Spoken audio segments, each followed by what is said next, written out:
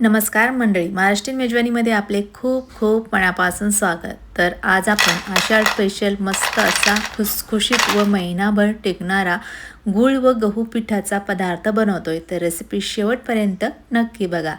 तर सगळ्यात अगोदर आपल्याला एक बाऊल घ्यायचे आणि बाऊलमध्ये एका वाटीने मोजून 1 वाटी गहू घ्यायचं, त्याच वाटीने अर्धी वाटी बारीक रवा आणि पाव वाटी बेसन पीठ घ्यायचं.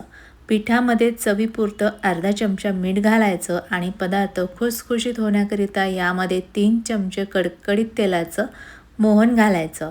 तेल गरम असल्यामुळे सुरुवातीला चमच्याने मिक्स करून घ्यायचं आणि थोडंसं थंड झाल्यानंतर आपल्याला टाकलेलं तेल हाताने चोळून चोळून या पिठामध्ये मिक्स करून घ्यायचं आहे.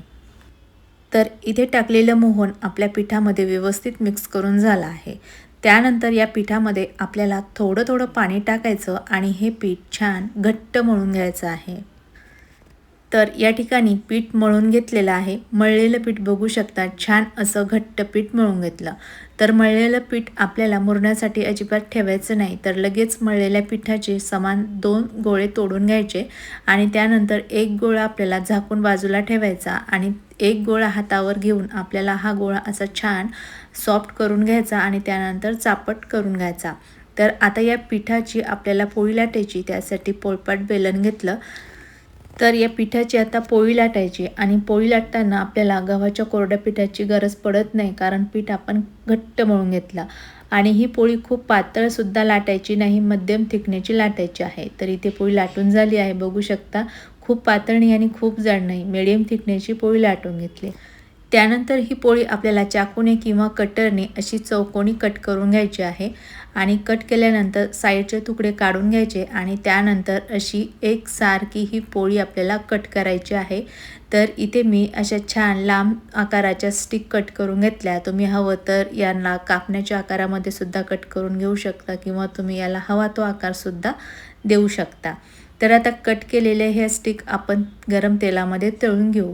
तर स्टिक तळण्यासाठी फार जास्त कडकडीतसुद्धा तेल गरम करायचं नाही, मध्यम तेल गरम करायचं आणि तेलामध्ये बसतील तेवढे स्टिक टाकून घ्यायच्या आणि स्टिक तेलामध्ये टाकल्यानंतर इथे आपल्याला गॅसची फ्लेम मध्यमच ठेवायची. मध्यम आचेवरतीच आपल्याला ह्या स्टिक्स तळून घ्यायच्या. स्टिकना एकसारखा रंग येण्यासाठी आपल्याला ह्या स्टिक सतत अशा झाऱ्याने हलवत राहायचं आहे, म्हणजे एकसारखा रंग येईल आणि छानसुद्धा तळल्या जाईल. तर ह्या स्टिक आपल्याला छान ब्राऊन रंगाच्या होईपर्यंत तळून घ्यायच्या. 3 ते 4 मिनटामध्ये बघू शकाल की स्टिकला छान असा ब्राऊन रंग आलेला आहे आणि मस्त खुसखुशीतसुद्धा तळून झालेले आहेत. तर अशा स्टिक तळल्या की आपल्याला तेलामधून काढून घ्यायच्या आणि शिल्लक राहिलेल्या स्टिकसुद्धा आपल्याला सेम पद्धतीने अशा तळून घ्यायच्या आहे.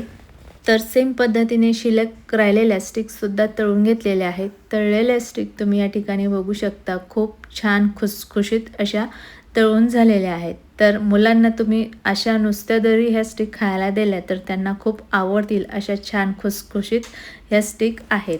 त्यानंतर एका नॉनस्टिकच्या कढईमध्ये 1 वाटीभर गूळ घ्यायचा. ज्या वाटीने गूळ घेतला त्याच वाटीने पाव वाटी पाणी घालायचं आणि 1 चमचा तूप टाकून घ्यायचं आहे. पाण्यामध्ये गूळ आणि तूप मिक्स करून आपल्याला हा गूळ पूर्णपणे वितळून घ्यायचा. वितळल्यानंतर या पाकाला आपल्याला उकळी काढून घ्यायची. तर इथे उकळी आलेली आहे, गूळ पूर्णपणे वितळलेला आहे.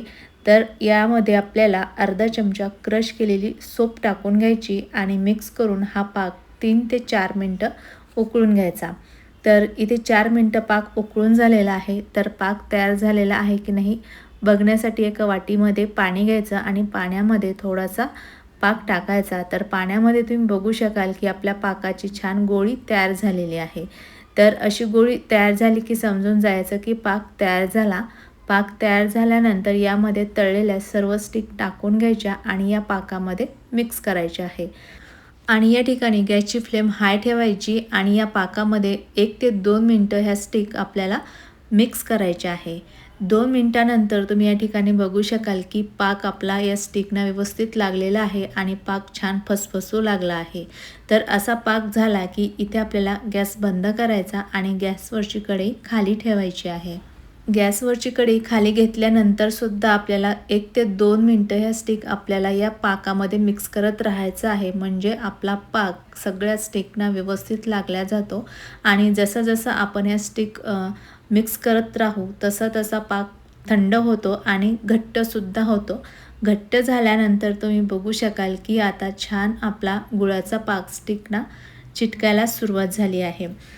तर ह्या पाकातल्या स्टिक आपल्याला थोड्याशा थंड होऊ द्यायच्या आहे आणि पाकातल्या स्टिक आहेत त्यामुळे ह्या स्टिक एकमेकांना चिटकल्या जातात. तर स्टिक कोमट असताना आपल्याला हाताने अशा सुटसुटीत करून एका मोठ्या ताटामध्ये वेगवेगळ्या करून घ्यायच्या आहे. म्हणजे जेव्हा पूर्णपणे थंड होतात तर थंड झाल्यानंतर ह्या स्टिक अजिबात एकमेकांना चिटकत नाही. तर सर्व स्टिक हाताने अशा सुटसुटीत करून आपल्याला परत 3 ते 4 मिनटं थंड करून घ्यायचे आहे. तर या ठिकाणी पूर्णपणे स्टिक आता थंड झालेले आहे आणि थंड झाल्यानंतर तुम्ही बघू शकता की अगदी सुटसुटीत स्टिक तयार झाल्या. थंड झाल्यानंतर अजिबात एकमेकांना चिटकत सुद्धा नाही. तर एकदम कुरकुरीत खुसखुशीत या ठिकाणी आपल्या गुळाच्या स्टिक तयार झालेल्या आहेत आणि तयार झाल्यानंतर ह्या स्टिक तुम्ही एका डब्यामध्ये भरून 1 महिना वापरू शकता. 1 महिनाभर ह्या स्टिक अजिबात खराब होत नाही आणि चवीला फार छान लागतात. लहान मोठ्यांना सगळ्यांना ह्या गुळाच्या पाकातील स्टिक आवडणार आहे. आणि ही स्टिक तोडून दाखवते, बघू शकता अगदी मस्त खुसखुशीत अशा आपल्या गहू पिठाच्या गुळातल्या स्टिक किंवा तुम्ही याला कापण्या म्हणू शकता किंवा गोड शंकरपाळीसुद्धा म्हणू शकता. तर आषाढमध्ये माझ्या पद्धतीने अशी ही रेसिपी नक्की करून बघा आणि रेसिपी कशी वाटली कमेंटमध्ये नक्की सांगा. रेसिपी आवडली असेल तर रेसिपीला लाईक, कमेंट, शेअर करायला विसरू नका. परत भेटूयात पुढच्या व्हिडिओमध्ये. तोपर्यंत बाय बाय, टेक केअर.